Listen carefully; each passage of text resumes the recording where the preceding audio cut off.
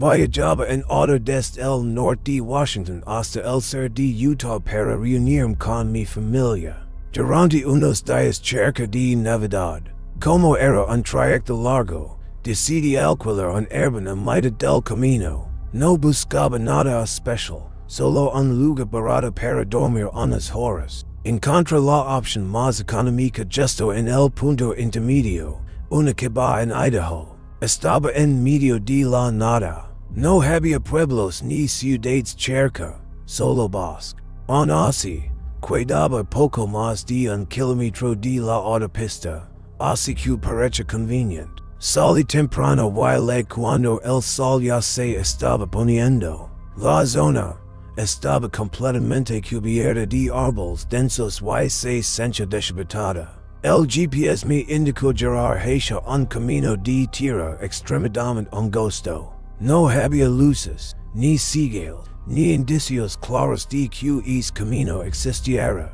Avanzé lentamente durante todo el trayecto hasta que finalmente vi la cabaña. A primera vista, era mucho más grande de lo que esperaba. El anuncio decía que era una cabaña de un solo dormitorio.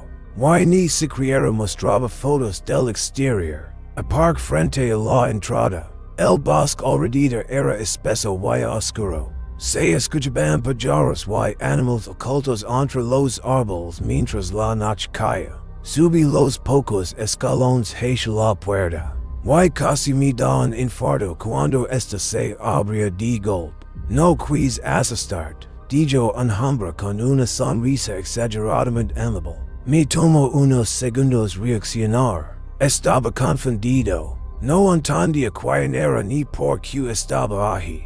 Se presentó como Héctor, el dueño del Airbnb. Al notar mi expresión, Acadia segalando hacia el interior. Tu habitación está por aquí. Allí lo entendí todo. No había alquilado la cabaña completa, solo una habitación. No podía creer que hubiera cometido un error así. Lloraba que el anuncio no decía nada sobre espacio compartido. Pero bajo presión, todo parecía encajar. Una sola habitación, sin fotos exteriores. Seguía Héctor por un pasillo largo, y estrecho hasta la última puerta al fondo. El pasillo estaba inquietantemente oscuro, sin lámparas ni luces en el techo. Me entregó una leve para la cabaña y otra para mi habitación. Sonrió otra vez y dijo, disfruta tu estadía. Cerré la puerta detrás de mí.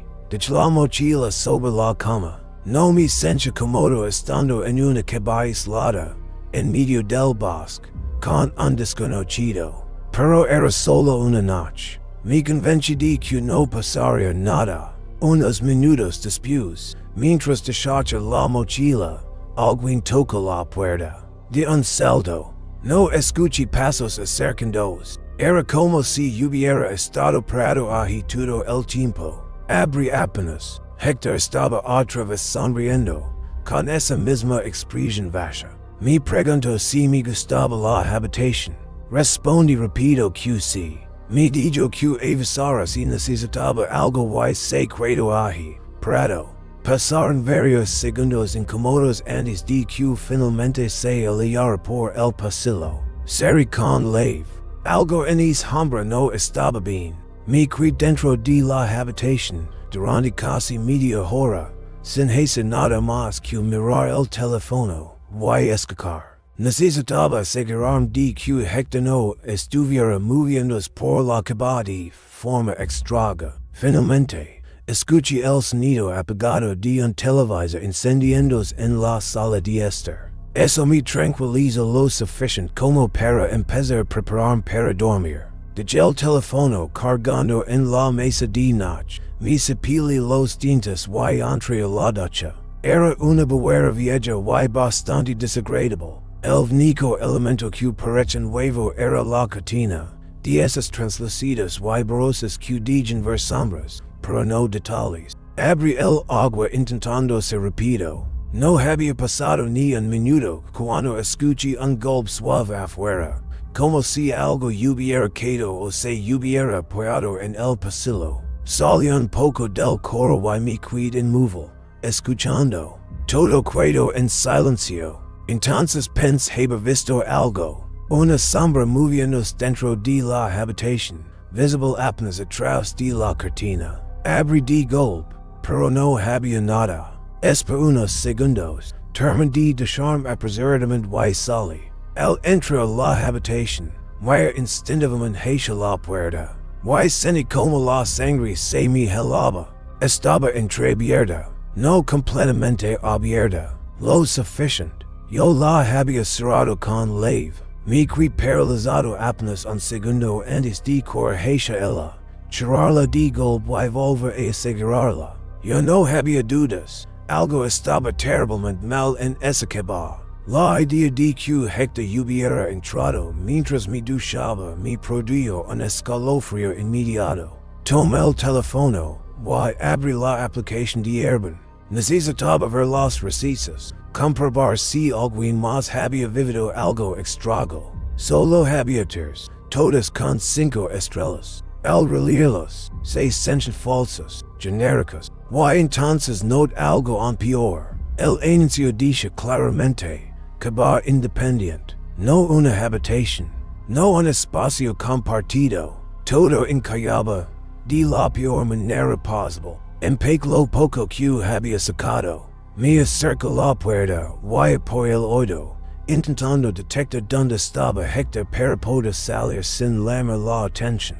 El televisor seguía sonando en la sala, justo al lado de la entrada principal. Pero entonces escuché otra cosa, un sonido suave, dentro de la habitación. Respiración, lenta, raspada, venía del armario. Me giré despacio, sintiendo el corazón golpeándome en los oídos. Sin pensarlo más, abrí la puerta de la habitación de golpe y salí corriendo por el pasillo. La sala estaba vacía. Salí disparado hacia el coche y manejé toda velocidad por el camino de tierra hasta llegar a la autopista. Llamé a mi madre, completamente alterado. Ella me convenció de hacer una DENUNCIA lajas, pero no pasó nada. El comportamiento inquietante no era demostrable. Lo único por lo que lo sancionaron fue por publicar un anuncio falso.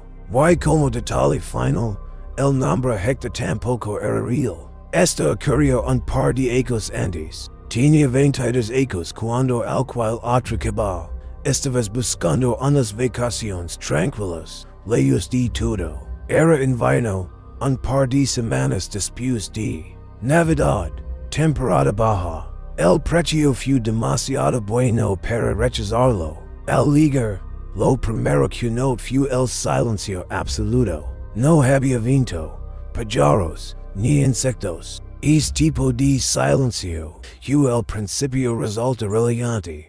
Hasta que te recuerda lo solo que estás. La cabaña coincide perfectamente con las fotos. Vieja, sencilla, pero acogedora. Desempaca sin prisa. Prepara algo de comer. Y pasa la noche leyendo junto a la chimenea. Dormí profundamente. A la mañana siguiente desayuno. Tomé café y me quedé dentro casi todo el día. Cerca de la puerta había un mapa dibujado a mano que mostraba un sendero detrás de la cabaña. Según la descripción del dugo, era un camino corto y fácil. Así que me puse la chaqueta y salí. El sendero estaba descuidado, casi cubierto por la vegetación. El mapa mostraba un solo recorrido circular, pero a mitad de camino encontré una bifurcación que no aparecía en el dibujo. No vi nada especial a lo lejos, pero la curiosidad pudo más. Después de unos minutos, el camino terminó en algo inesperado. Otra cabaña. Estaba vieja, podrida, cubierta de musgo, claramente abandonada desde hace décadas. Ver algo así, tan cerca de donde me estaba hospedando, me produjo una incomodidad inmediata. Me acerqué a la entrada. No tenía puerta. El interior estaba en ruinas, con olor húmedo y descomposición. El polvo lo cubría todo, excepto unas marcas en el suelo. Huellas recientes. Alguien había estado allí no hace mucho. Mientras pensaba en eso, algo se movió en el rebillo de mi ojo. Mir hacia una habitación sin ventanas. La oscuridad allí no era normal. Era profunda, como un vacío. Y estaba seguro de haber visto algo moverse dentro. Corrí de vuelta a mi cama. Mi once intent calmarme. La escribí al dugo, preguntando por la cama abandonada. Una hora después, respondió con una sola frase. No hay ninguna otra cama en el bosque. No supe contestar. Con el paso de las horas, luego comenzaron de que estaba exagerando. Cousin, bebí un poco y me senté frente al fuego. Cerca de las 11 de la noche, esa sensación regresó de golpe. El estómago se me cerró. Algo no estaba bien. Miré por la ventana. El bosque estaba completamente inmóvil. Entonces escuché pasos, ramas quebrandos. Alguien caminaba afuera. Se acerca al porche. Se detuvo frente a la puerta. La escribí al dugo preguntando si era él. Justo después de enviar el mensaje, escuché el sonido de un teléfono recibiendo una notificación. Justo al otro lado de la puerta. El dugo estaba allí. No respondió. Llamé al 911. Esperé en silencio hasta que llegaron los policías. Fueron a la dirección principal del dugo. No estaba. No respondió llamadas. Dijo después que nunca había ido a la cama. Los agentes coincidieron en que todo era extremadamente sospechoso, pero sin pruebas. No pudieron hacer nada más. Nunca volví a explorar el sendero. Vivía solo en una cabaña en el bosque, a unos 30 minutos del pueblo más cercano. Era un lugar tranquilo, tanto que durante ecos llamas vi y escuché a otra persona cerca. Una mañana salí a caminar por mi terreno, algo que hacía seguido. A unos 100 metros detrás de la cama encontré algo que me hela la sangre. Los restos de un campamento. Cenizas de una fogata apagada y una zona de tierra aplastada. Don claramente había estado una tienda. Desde ese punto, mi cama era perfectamente visible entre los árboles. No era un error. Quien estuviera allí sabía exactamente dónde estaba. Durante días no volvió a pasar nada. Hasta una noche de sábado. Estaba en el porche trasero bebiendo cuando vi un resplandor naranja entre los árboles. Una fogata. En el mismo lugar. Caminé hacia allí sin pensar demasiado. Creo que podría hablar con la persona. Pero al llegar, el campamento estaba vacío. La fogata encendida. La tienda montada. Alguien me estaba observando. Volví apresuradamente hacia la cama. Y me detuve en seco. La puerta principal estaba abierta. Las luces apagadas. Entré con el corazón despojado, buscando mis llaves del auto. Al llegar a la cocina, lo vi. Una figura escondida en la esquina oscura. Observándome, corrí. Escuché sus pasos detrás de mí. Alcanzé a abrir la puerta del coche antes de que lograra arrancar Fui directo a la policía. Horas después, me informaron que había intentado incendiar la cama. La chimenea estaba cargada hasta el techo con leña ardiendo. De milagro no se quemó todo. No encontraron alhambra, ni una sola pista. Me mudé esa misma semana.